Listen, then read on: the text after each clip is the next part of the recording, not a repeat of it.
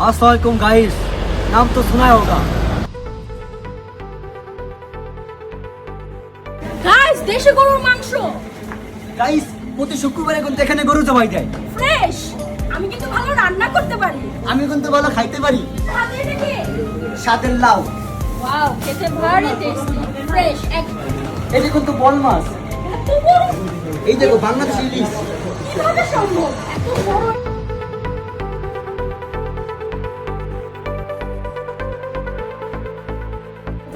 আমাদের বাংলাদেশি ভাই, আপনারা ভুল করেন না, যারা যারা থাকেন না, আপনাদের জন্য এখানে মানে সারপ্রাইজ গাইস।